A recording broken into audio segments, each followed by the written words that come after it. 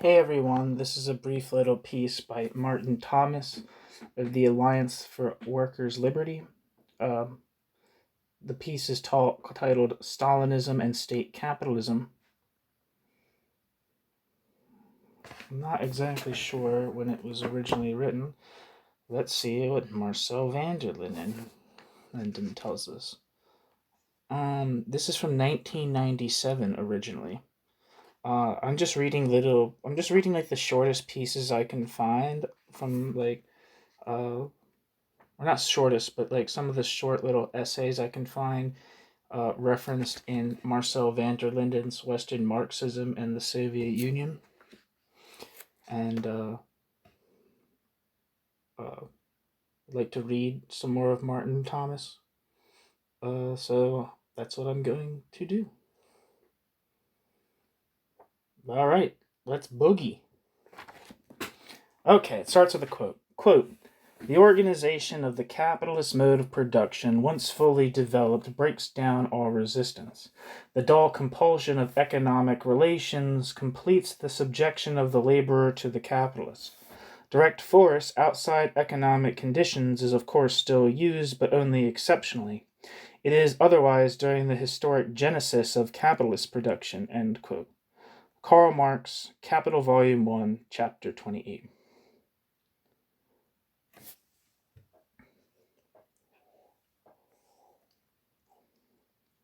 Since the mid-1980s, a turn against, quote, statized, end quote, economic enterprise, rapid or slow, cautious or dramatic, has taken place all across the world, from Mexico to Moscow, from Sydney to Saigon. It has been accompanied by great popular revolutions in Eastern Europe and by an ideological offensive branding all, quote, statized, end quote, economics, mildly social democratic, nakedly nationalist or Stalinist as failed, quote, socialism, end quote. None of the variants were ever socialist. Back in 1891, Karl Kautsky declared in the most influential codification of Marxist politics in that era, his commentary on the German socialist Erfurt program, that, quote, "The theory that the cooperative commonwealth could be the result of a general nationalization of all industries without any change in the character of the state arises from a misunderstanding of the state itself. As an exploiter of labor, the state is superior, bracket, i.e., worse than, end bracket, any private capitalist. Besides the economic power of the capitalist, it can also bring to bear upon the exploited classes the political power which it already wields." End quote. Karl Kautsky. Only if the workers ruled could state ownership be socialist. What, then, was the significance of the, quote, statized, end quote, economies of the 20th century? What was their role and place in history? Turkey after the Young Turk coup of 1908, and especially after 1925, pioneered patterns for the Third World. During World War I, quote, under the guise of making provision for the capital city and the army, the bracket government, end bracket, instituted allocation mechanisms which totally bypassed the market. Muslim businessmen were brought together under the aegis of the party organization to found, quote, national, end quote, companies for the financing and carrying out of trade, end quote.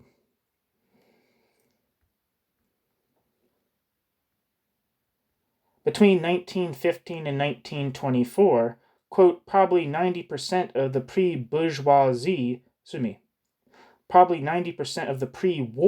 bourgeoisie, end quote, Greeks and Armenians, were pushed out of Turkey or killed. In the 1920s, the government, quote, actively invested in the economy, notably in an ambitious campaign of railway construction and in 2 sugar factories. After 1929, the Turkish government began purchasing foreign-owned railways and other concessions. In addition to nationalizing all foreign companies delivering public services, the new character of state capitalism appeared with what was called, in an obvious allusion to the Soviet experience, the first 5-year industrialization plan of 1934. The plan was, however, no more than a list of 15 investment projects. What distinguished these projects was their scale, obviously beyond the capabilities of private capitalists at that time. End quote. The bureaucrats dominated even private industry. Quote, in 74.2% of all firms established between 1931 and 1940, and still surviving in 1968, the founding entrepreneurs were bureaucrats. End quote. That's from C. Cater, State and Class in Turkey, page 63, 69, 105, 106, and bracket. A proto-totalitarian one-party state was established. The role of the state increased in the advanced capitalist countries too, so that by the 1980s, about 50% of national income passed through the hands of the state, and it's not much less today. The average was about 20% in 1929. More than half the surplus value produced is taken by the state than by private capitalists. In most advanced capitalist countries, however, state spending is mostly on the military and on public services. The state usually plays a very secondary role in investment. Quote, the public sector in most developing countries, end quote, however, quote, accounted for some 50 to 60% of total investment, end quote, bracket, World Bank World Development Report, 1983, page 48, end bracket. Some third world economies had strong private capitalist classes. Mexico and India were examples. Even for India, an Indian Marxist wrote, quote, the trend towards state capitalism, true in general for the advanced capitalist countries in the 20th century, manifested itself with particular keenness in the underdeveloped countries after they became formally independent in the post-Second World War period. The government just could not leave the matter in the hands of individual capitalists because, first, they were ill-equipped for those investments that were essential but least paying, particularly in the short run, and secondly, they lacked in general funds, initiative, and experience. In other words, those segments of the economy that needed huge investment, modern and sophisticated technology, and a long gestation period before being able to provide a strong base for massive industrialization, were brought under the direct purview of the state. Hence, in almost all underdeveloped countries, the government, irrespective of the particular, quote, ideology, end quote, it professed, took a significant part in the functioning and controlling of the economy, end quote. Bracket, Paresh Chattopadhyay, State Capitalism in India, Monthly Review Press, 1970, Financial Times, looks like it's 1985. Even some vocally pro-capitalist governments use the pattern of a one-party state, mass organizations controlled by that party, 5-year plans, and a heavy state role in the economy. Two examples were Tunisia and the Ivory Coast. The Tunisia state-owned enterprises accounted for 60% of value added in manufacturing. In the Ivory Coast, 61% of investment was by the public sector. The state controlled marketing of agricultural produce. It owned the biggest plantations and ancillary factories. Its share of total industrial capital rose from 10% in 1976 to 53% in 1980. Almost all the rest of industry was foreign capital operating under detailed conditions imposed by the state. Researchers could find only 5 Ivorians who could be described as private industrial capitalists. Bracket, H.S. Marcuson and J.E. Torp. Internationalization of Capital, end bracket. In those countries, as partly in Turkey, the state nurtured a native private capitalist class. Nurtured a native private capitalist class. In others, the state substituted for and clashed with private capitalists. In Algeria, the FLN, National Liberation Front, took power in 1962 after a long and bloody war for independence from France. Most of industry and large-scale agriculture had been owned by the French state or by European settlers who quit. Workers took over many enterprises and estates. The new regimes moved in to nationalize and establish state control. By 1968 to 9, the government controlled foreign trade, banking, and most major industry. The takeover of oil and gas, now the country's major earners, was completed by 1971. FLN political control was also made complete. The previously independent, though sympathetic trade union federation, the UGTA, was brought under government control. In 1967 to 69, the public sector made 92% of industrial investment. In 1986, its share was estimated at 95%.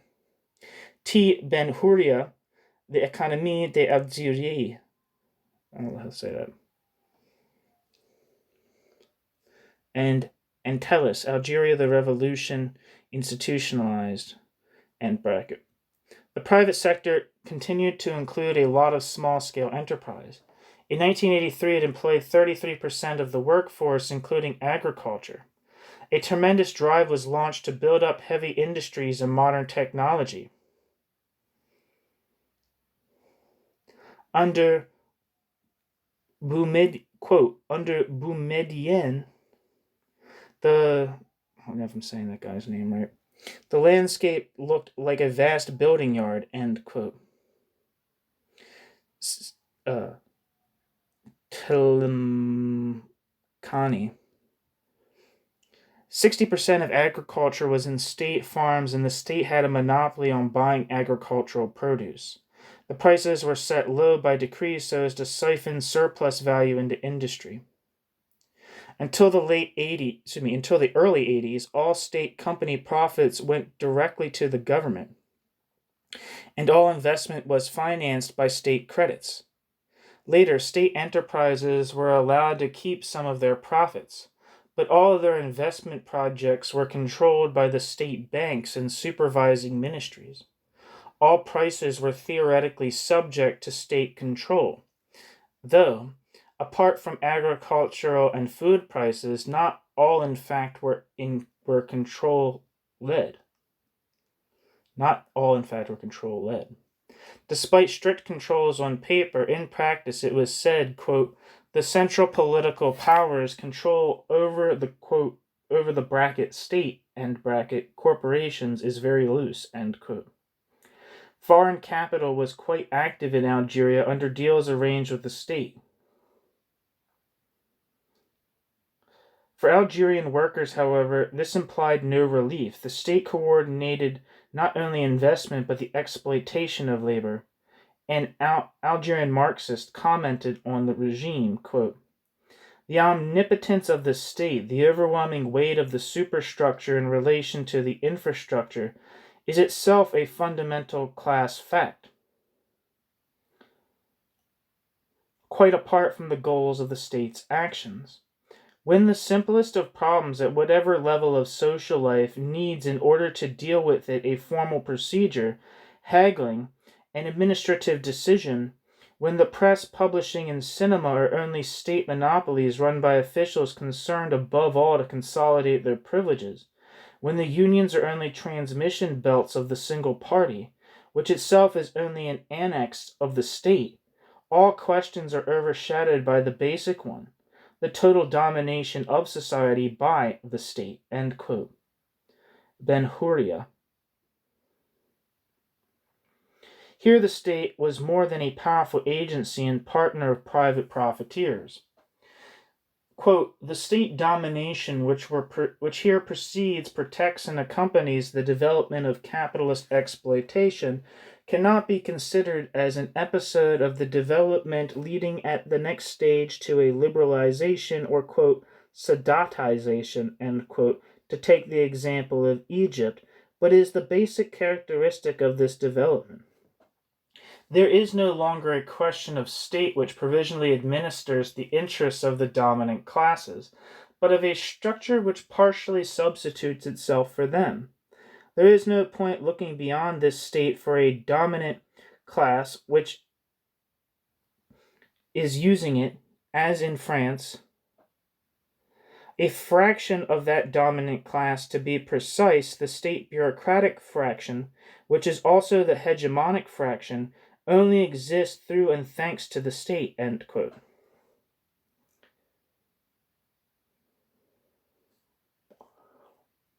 Ben-Hurria. Quote, the bureaucratic form of Algerian capitalism is a product of history. On the basis of state property, wage labor is juridically, socially, and politically insufficient to ensure a problem-free reproduction of the relations of production. State capitalism for the worker is wage labor plus control and surveillance, end quote. Ben-Hurria. Plus, indeed, very often police state terror. As Nikolai Bukharin put it, extrapolating, extravagantly for the time, from statized economies in World War I, quote, state capitalist structure of society, besides worsening the economic conditions of the working class, makes the workers formally bonded to the imperialist state. The workers become white slaves of the predatory imperialist state, which has absorbed into its body all productive life, end quote. Bracket, Imperialism and World Economy, end bracket, by Bukharin. Structures similar to Algeria's existed in many countries of the Middle East and North Africa. By 1960, the bulk of economic activity in the region, with the important exception of oil, had passed into the hands of the governments of the native bourgeoisies. The next 2 decades saw a powerful wave of socialization. Outside agriculture and housing, the national private sector was reduced to insignificance in Egypt, Syria, Iraq, Sudan, Algeria, Libya, South Yemen, and most recently, Iran, and severely curtailed in other countries. The takeover of the oil industry since 1973 has completed this process, end quote. C. Isawi, An Economic History of the Middle East and North Africa, end bracket. In Syria, a first wave of nationalizations in 1961 was followed by another in 1963. Quote, most of the industrial sector and foreign trade as well as financial institutions have been nationalized, end quote. The public sector accounted for 74% of the capital invested in industry in 1972 and 75% in 1976. Bracket, E. Kanovsky, The Economic Development of Syria, page 942, and the Economist Intelligence Unit, QER, Annual Supplement, 1976, end bracket. Quote, extensive price controls and subsidies are the norm in the Syrian economy, end quote. Kanovsky. Though economic outcomes diverged from government plans much more than in Algeria, where the divergences were sizable enough. In Iraq, a revolution in 1958 was followed by the nationalization of the, quote, few large plants still in private hands, end quote, in 1964. All banks became state-owned after 1964. All foreign trade state-controlled after 1976. The oil industry was nationalized in 1972-5. The public sector accounted for 75% of total investment in the 1970-74 plan. There were extensive price controls. In the public sector, quote, the achievement of physical targets of production features were very important, perhaps even more so than profitability, end quote. EIU, QER, Annual Supplement, 1976, and YA Saig, The Economies of the Arab World. Egypt showed a fairly similar pattern to Syria, though with different government rhetoric. There was a coup by reforming military officers in 1972. Over the next 10 years, they forced out British troops, nationalized the Suez Canal, confiscated the big landlord's land, redistributed it to peasants, and later grouped the peasants into state-supervised cooperatives, expanding social services, nationalized most major industry and commerce without compensation in 1960 to 61, and launched an industrialization drive. From 1967, Nasser's, quote, state capitalist, end quote, policy was gradually reversed and replaced by an all-out drive to promote private enterprise and attract foreign investment under his successor, Sadat. Many former capitalists had in substance retained their positions despite the nationalizations. Jewish and other non-Egyptian capitalists did genuinely have their properties confiscated by the Nasser regime, but Egyptian construction bosses, for example, continued to run their companies and draw profits from them even while they were formally nationalized. Under Sadat, the private capitalists reasserted themselves. Egypt, however, still had a heavily statized economy well into the 1980s. The public sector made 65% of all investment in 1981 to 5. State-owned enterprises accounted for 65% of all value added in manufacturing in 1979. There were big price subsidies on basic foods like bread. Burma is an instructive example because there a more or less complete, quote, Stalinist, end quote, structure was established by purely military methods. There was a coup by nationalist army officers in 1962. Over the next 2 years, the, quote, Revolutionary Council declared illegal all political opposition, took over the direct management of most educational and cultural organizations, and established the nucleus of a political party with ancillary mass organizations, end quote. There followed, quote, the nationalization of external and internal trade, and of large sectors of manufacturing, together with the introduction of quantitative physical planning as the basic mechanism of economic control, end quote. Private capitalists were forced out, not so much because they were capitalists as because they were almost all Indian or Pakistani. In May 1964, all large currency notes were declared worthless. Enterprises were run by military officers as military operations. Prices were set by the government. It was of no concern to the government whether individual enterprises showed a profit or a loss. Agriculture remained in private hands, but the state became the sole buyer of agricultural produce. A number of private businesses remained, quote, however, these figures belie the control of the state has over the activities of the private sector. After 1962, firms which were not nationalized were placed under strict supervision, end quote.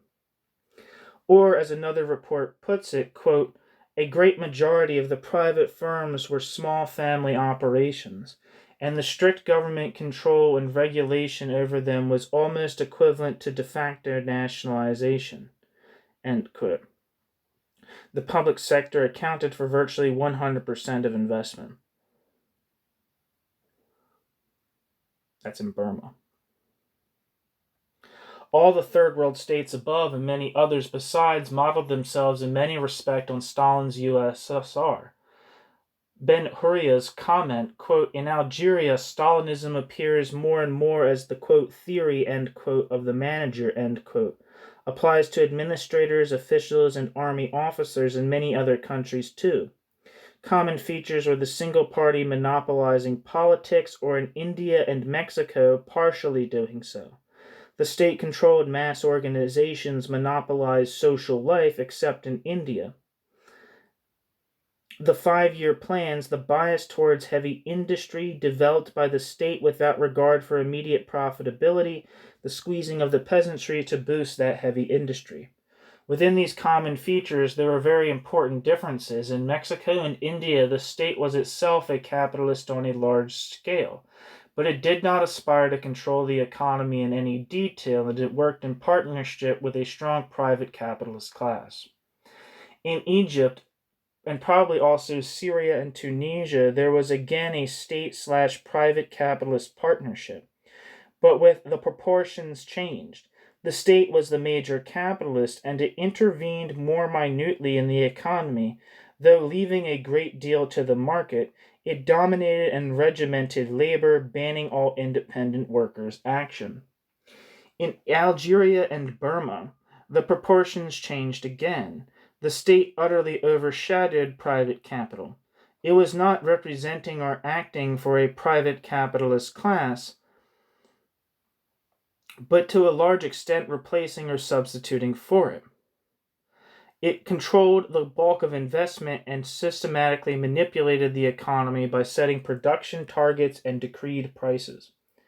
As well as the countries where there was a foreign bourgeoisie or virtually no bourgeoisie before the state took control of the economy, there are also ones with a bourgeoisie where a bourgeoisie existed and was ousted by revolution.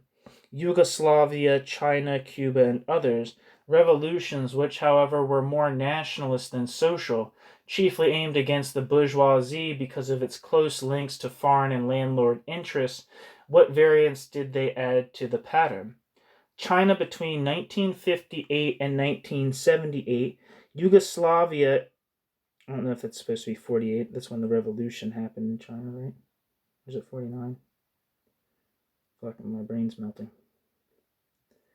I don't know what it says. Fuck it. It says 1958 here, so we'll run with that. Although they're not I don't know if they're talking about when the PRC was officially established. Yugoslavia China between 1958 and 1978, Yugoslavia between 1948 and 1950, and partially to 1955, and Cuba from the early 1960s all followed the economic model of Stalin's USSR closely. In the USSR, major industry had been nationalized in 1918, not by middle-class groups seeking economic development, but by the workers' government put into power by the Workers' Revolution of October 1917. From 1918 to 1921, the economy was run on a makeshift basis of, quote, war communism, end quote, without planning, but without normally functioning markets either. Goods were requisitioned and allocated according to immediate availability and immediate need. From 1921 to 1928, the market was the chief regulator. A state planning organization, Gosplan, was set up in April 1921, but outside key sectors of heavy industry, the nationalized enterprises generally guided themselves by the market. Private enterprises were given wide scope in trade. In the 1930s, a centralized command economy was imposed. Peasants were herded into state-controlled farms. Private traders were banned. All trade union independence was crushed. The Bolshevik Party was destroyed. The terroristic domination of society by the state bureaucracy established. Enterprises now received detailed instructions from central government about how many workers they would have, what wages they would pay, what inputs they would receive, and what outputs they must produce. Prices were also decreed by central governments. It was a war economy raised to screaming pitch. In principle, this command economy, this quote command economy, end quote, made prices irrelevant, merely accounting symbols, except for consumer goods and labor power. Whether an enterprise made a profit or a loss in terms of the decreed prices did not necessarily signify anything about the enterprise rather than the decrees, and did not matter. Until the mid-1950s, workers' movements from job to job and place to place were strictly limited by law. Millions were in forced labor camps, and excess demand for consumer goods could not produce much increase in official prices or in supply. Marx had argued that socialism needed material abundance, enough produced for everyone to have what they want. Stalin's, quote, socialism, end quote, could work only on the basis of extreme scarcity. Workers would buy whatever food, shelter, and clothing they could get, and that would be all they could afford. The planners need not concern themselves with what people wanted, as might be indicated by price movements on a free market or by votes in a workers' democracy. All they need do is plan enough basic food, shelter, and clothing to provide a minimum subsistence. From 1928 to 29, in the early 1930s, indeed, many goods were distributed by rationing, but the system never in practice had made money irrelevant. The command economy was never all-embracing. Peasants kept private plots and sold quite a lot of food on the freed market, about 25% in the 1980s. In addition to legal free markets, there were black markets. In some parts of the USSR in the 1980s, such as Armenia, the black market was said to yield 2/3 of total incomes. Legal controls over movement of labor were never very effective. In fact, the USSR had a very high turnover of labor. Workers frequently changed jobs to find less grueling conditions or better pay. Piece rates and bonuses were widely used. Money mattered. Prices were unstable in the 1930s. In 1933 and 1946, the decreed prices for food had to be increased drastically to bring them more in line with free market prices.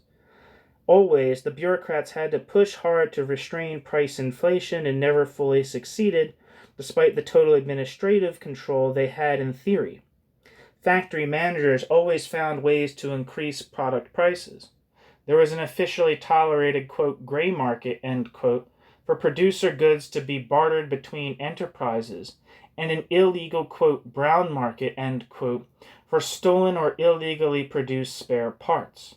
Quote, colored markets in the Soviet Union, end quote, by Katzenelnbogen in Soviet Studies, January 1977. The command system did, however, make the economy operate differently from a market system in many ways. Vast resources were thrown into heavy industry and military production by state command, and everything else managed as best it could. As the system matured, other tendencies became clear. There was a tendency to lurch to and fro from splurges of overinvestment to, quote, tightening up, end quote, to overinvestment again. Every ministry, i.e. branch of industry, region, and enterprise wanted as many investment projects as it could get, because then it got more supplies and more power. At any rate, there were about 2.5 times as many investment projects underway as the economy could handle, and large projects took about 2.5 times as long to complete as in the West. Delays and pauses were routine.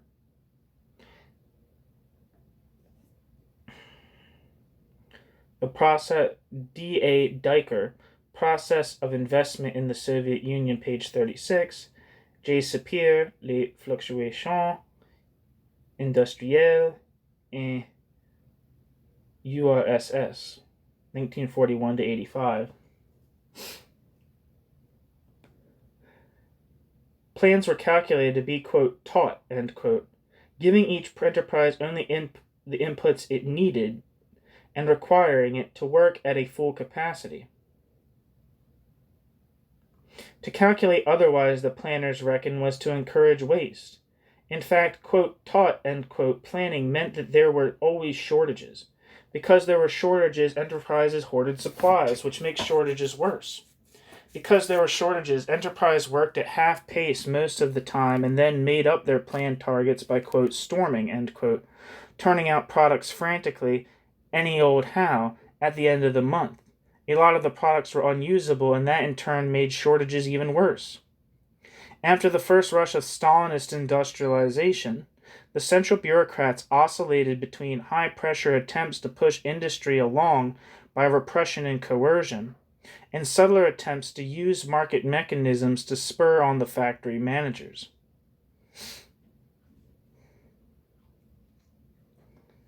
Both tactics had very limited success, and the whole system eventually broke down as Gorbachev made one last effort to get it moving. Over the whole range of the Stalinist economies, there was, however, wider variation than in the USSR. Yugoslavia scrapped all detailed plan directives for enterprises in 1955 and decentralized more and more thereafter. By the 1980s, central government spent only 6% of national income. Yugoslavia was still a nationalized economy. In 1983, 83% of all output and 95% of all industrial output came from state-owned enterprises.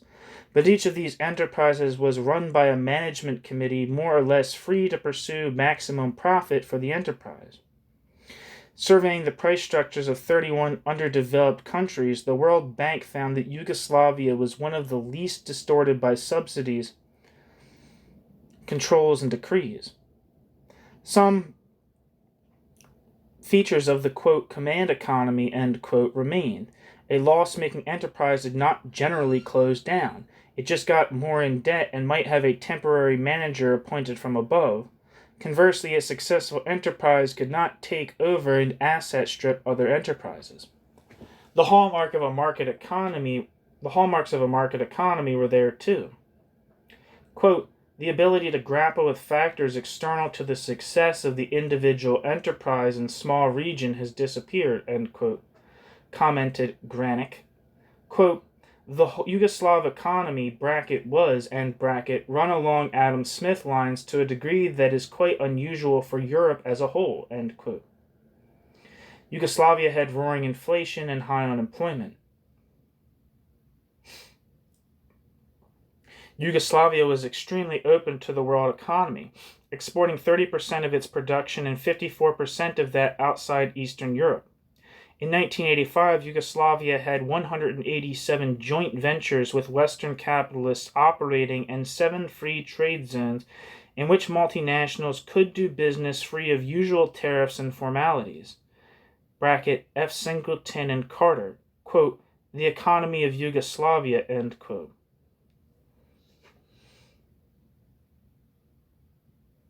D. Granick, Enterprise Guidance in Eastern Europe, Alexander Nova, it's probably Nova, The Soviet Economy,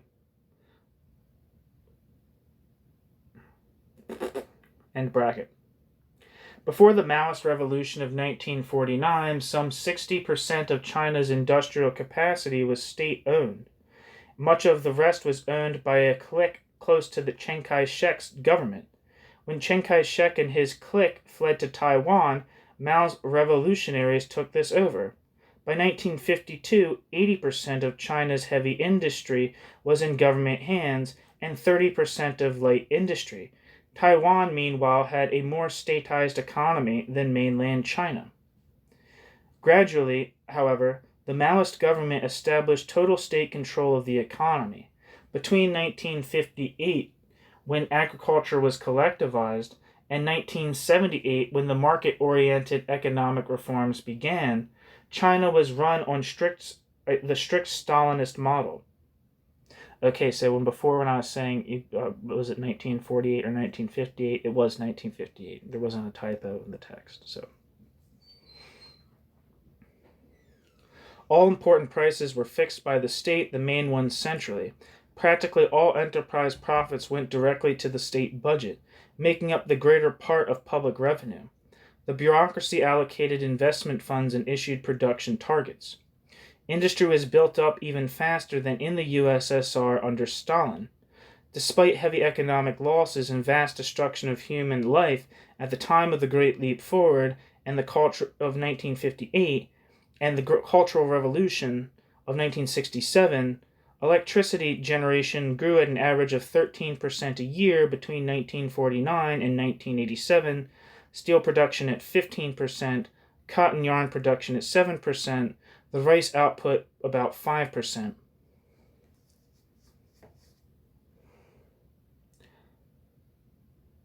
Even in its most Stalinized period, the Chinese economy had some important differences from the USSR's. The plan, it seems, was less detailed and, quote, taught, end quote. Enterprises would get some of the supplies they needed through the plan, but some through more or less free markets. The labor market, however, was more tightly controlled in China than in the USSR. Until 1960, China, unlike the USSR, had mass unemployment in the cities, about 10 to 20 million unemployed, or 15 to 30% of the workforce. The government dealt with this by forcing people out of the cities into the countryside and imposing strict controls on urban labor. Quote, The control of labor allocation was more far-reaching in China than in Eastern Europe and the USSR. Neither workers nor enterprises had much say in job assignments, and most workers expected to spend their working lives in the enterprises they were assigned to when they leave school. The wage and bonus system was just as rigid as the labor allocation system in theory and nearly as rigid in practice. End quote. Modern large-scale enterprises accounted for only about 2/3 of urban labor. Only the whole wages and side benefits in big state-run enterprises were less bad than in petty enterprise. And in many other third world countries, Pakistan, for example, employment in big state enterprises was considered almost a privilege. Children hoped and expected to, quote, inherit, end quote, their parents' jobs. Since 1978, the system has been changed drastically so that while the regime is still Stalinist, agriculture has returned to individual peasant production and state enterprise accounts for less than half of industrial production. Again, this is from 1997. Bracket. Nigel Harris, The End of the Third World, and Tidrick and Yvan, China's Industrial Reform, C. Howes, China's Economy, Economist, 1987, end bracket. Some East European economies also showed paths away from the strict Stalinist model.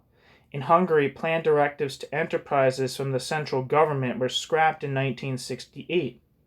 The economy was made much more open to the world market. Exports increased from 9% to 19% of output in 1966 to 40% in 1986.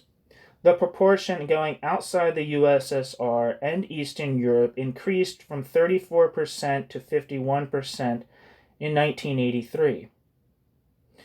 Hungary joined the IMF in 1982 and borrowed heavily from Western banks. On paper, Hungary became almost as market-oriented as Yugoslavia.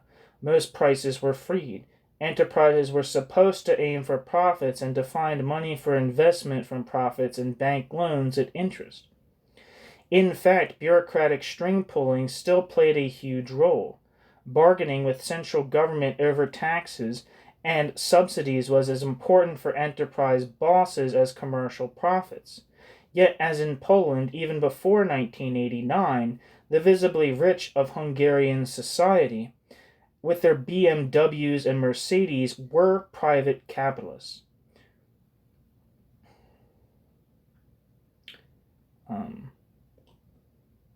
Kornai and Tidrick and Chen Jiwan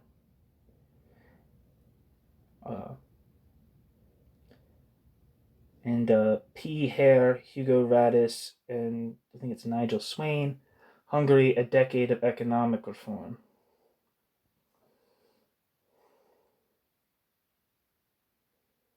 I don't know. P. Hare, H. Radis, and Swain, Hungary, A Decade of Economic Reform. The Alternative, May to August 1982. End bracket. East Germany showed another variant. A lot of planning was decentralized to industrial cartels which could haggle and bargain with each other. Plans were slack, not taut. Meeting their production targets was not a problem for enterprises. Making profits was a greater concern. Banks played a big role because of the, quote, emphasis placed by the entire economic system upon financial results, end quote, especially profit. Enterprises had great freedom in setting wages. Until 1972, 15% of the labor force in industry and in trade was in private and semi-private enterprises. Then there was a clampdown, but 5% of the non-agricultural labor force was still in the private sector in 1979, a bigger proportion than elsewhere in the legal economies, at least in state monopoly industrialisms. Quote, bracket East Germany, end bracket, experience shows that it is apparently not entirely true that, quote, the system needs administrative pressure in order to perform, when there... Sorry. I'm just going to repeat that. Sorry. Quote, bracket, East German, end bracket, experience shows that it is apparently not entirely true that, quote, the system needs administrative pressure in order to perform. When there is slack and a relatively free supply system, some sort of market pressure may develop even in a bureaucratic economy, end quote. Bracket, Nove, quoting Karen, end bracket. Bracket, J.C. Asselane, Planning and Profits in Socialist Economies, D. Granick, Enterprise Guidance in Eastern Europe, I. Jeffries, M. Meltzer, The East German Economy, Alexander Nove, The Soviet Economy, and bracket.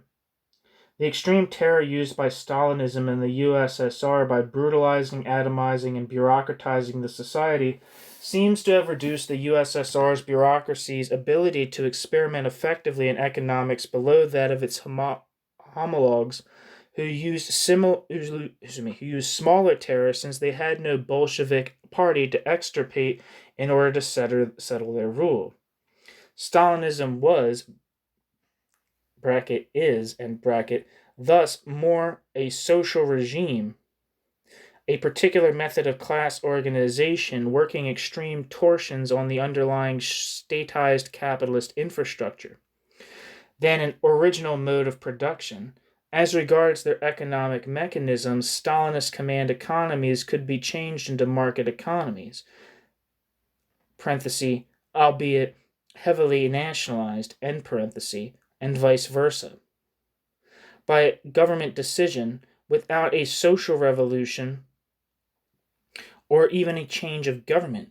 Yugoslavia and Hungary changed from command economies to largely market-regulated economies. China has also made a gradual change from a heavily nationalized and controlled market economy to a command economy in the 1950s, and then back again.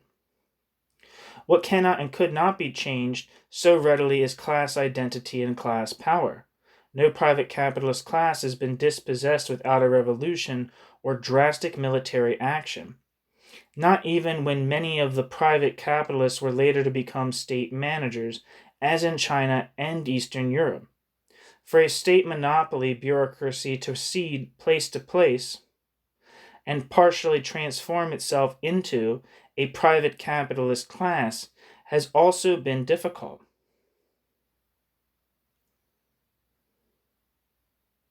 In the USSR and most of Eastern Europe, it took popular revolutions led by the middle class and mobilizing at least partially the working class to crack the central bureaucracy's monopoly regime.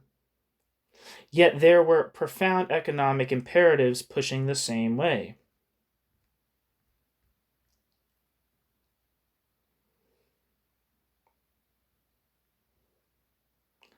There is a connection between the state monopoly economies bearing parallel to market capitalism and economic development, and their constant use, however residual and limited at times, of money and the market. In modes of production before capitalism, the allocation of labor is determined by subsistence, custom, and the desire of the rulers for particular goods. The working people produce enough to feed, clothe, and shelter themselves in some fashion.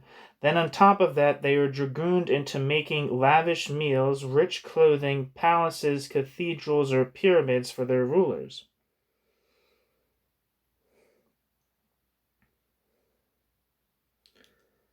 The potential for expansion is limited. There is no drive for general mobile wealth as distinct from the wealth embodied in particular goods. Under capitalism, there is that drive, and the market provides a mechanism to stimulate that drive and evaluate different projects. Under socialism, the drive to unlimited expansion of humanity's productive capacities will continue, but in more human, rational, and equal form. calculation of cost and benefits based on labor time accounting will enable us to evaluate projects.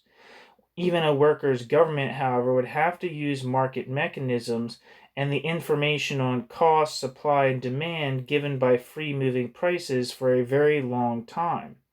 Short of socialism with general abundance, a high level of social solidarity and responsibility, and advanced techniques, there is no other way. The USSR could launch its drive to build power stations, steelworks, and coal mines in the 1930s to 50s, and China could follow in the 1950s with only the sketchiest market mechanisms because they could copy what needed to be done from Western capitalism, and they could keep the mass of the working people down to bare subsistence. If the goal of those state monopoly industrialisms had been simply to produce those particular goods, steel works, power stations, and a military machine, they would have stopped there. Indeed, the great state despotisms of the past did become static once they reached a particular level of splendor. They became static even if, like the Ottoman Empire, they were in military competition with more dynamic societies. But the 20th century's state monopoly economies did not stop there. They had to drive to develop wealth in diverse and new forms. These hideous bureaucratic regimes could not conceivably regulate and manage that drive through socialist methods.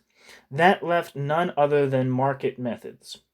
When choosing between 100 different investment projects, how else can you decide than by having information on costs provided by prices that mean something?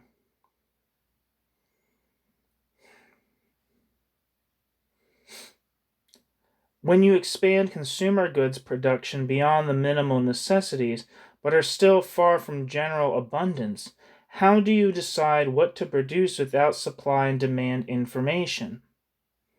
Thus, the bureaucrats' insistent drive to quote, rational pricing, end quote, in the USSR and Eastern Europe. Their free market experiments. They could not have a form of economic regulation superior to market capitalism. They would not settle for a form of economic regulation inferior to it. Their regimes had been not socialist, but an especially brutal means of driving through the, quote, historic genesis of capitalist production, end quote. Objection 1. Capitalism is a market system. A command economy can't be capitalism. Answer. For Engels, under state capitalism, quote, freedom of competition, would, end bracket, change into its very opposite, into monopoly and the production without any definite plan of capitalistic society capitulates to the production upon a definite plan of the invading socialistic society, but, end bracket, so far still to the benefit and advantage of the capitalists, end quote, anti-Düring, page 329, end bracket. Engels was thinking of a highly developed capitalism becoming statized rather than a newly industrializing economy, but the point remains. Capitalism is the system of exploitation of wage labor by capital, whether carried out in a free market or a state-controlled economy. Trotsky thought state capitalism would be impossible in practice because of the conflicts between the capitalists and because the single state capital would be, quote, too tempting an object for social revolution, end quote. Engels thought the same, quote, no nation will put up with so barefaced an exploitation of the community by a small band of dividend mongers, end quote. In fact, the state bureaucratic classes suppressed their internal conflicts in the process of banding together as military groups for combat against the old regime.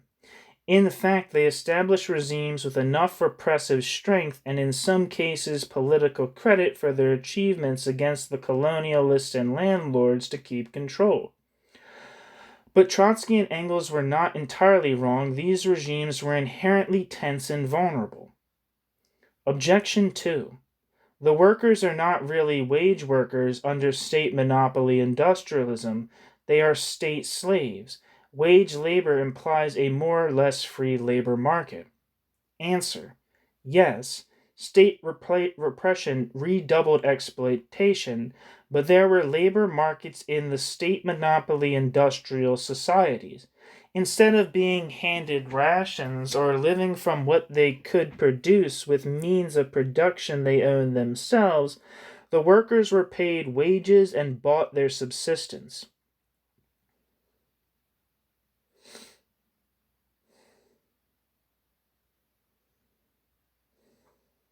The bosses used piece rates and bonuses.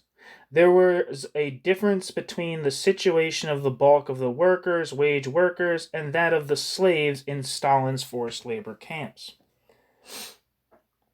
The political question is this: did the state monopoly industrialisms create a wage working class of the sort discussed in Marxist theory, a class with socialist potential, a class which by liberating itself can liberate humanity, as no other class in history could do? The answer of Hungary 1956 and Poland 1980 to 81 was yes. Objection 3. The statized system, at least as it existed in the USSR, was very different from what we know as capitalism in Britain. What is the sense in applying the same term to two such different societies? Answer: only in the textbooks does history proceed tidily from stereotype slavery to stereotype feudalism to stereotype capitalism. Each of the major modes of production known to history has seen wide variations.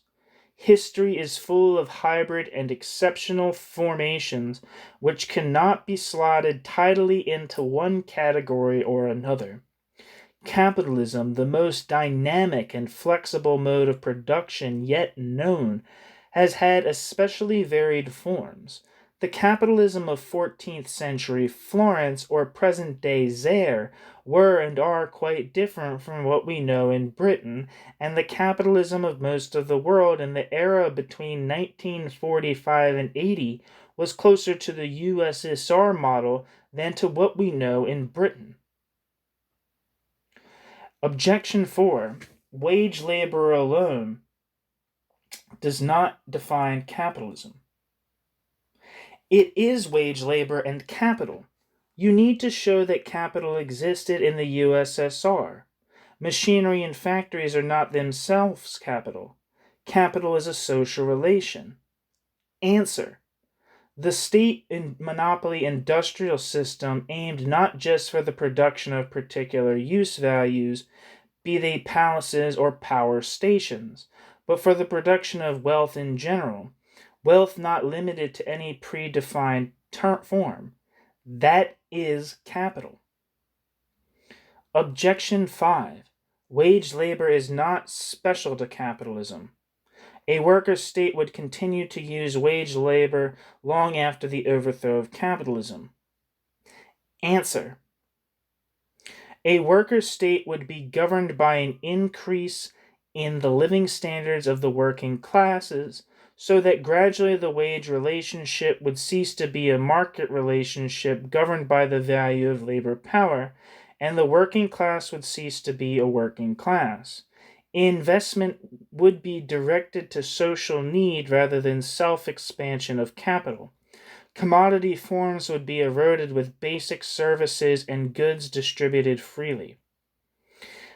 There was none of that under Stalinism. The Stalinist systems were located within the era of capitalism not just by an economic category shared in common, wage labor, but also by their development of technology and of social classes. The end. I found it actually very interesting because I always had the impression that all third camp Trotskyist people, like I believe that Martin Thomas would describe himself as, subscribe to the bureaucratic collectivism conception of the USSR. But that didn't appear at all to be what he was saying in this piece. So very interesting. I'll have to read more of Martin Thomas and just more selections from the Marcel van der Linden's Western Marxism and the Soviet Union, because I've been getting a lot out of reading these little essays. One of the I read Springer or Helmut Wagner. I've got uh, um, Alan Johnson. I got Muniz and Natalia Sadova Trotsky. Um, yeah, I think I'm going to try to read all the little pieces that come from the Workers' Liberty Journal. And then from there, I'm not sure. I like these more short pieces. I guess this piece actually didn't turn out to be that short, and I'm making it much longer by yakking on. So, um, thanks for listening.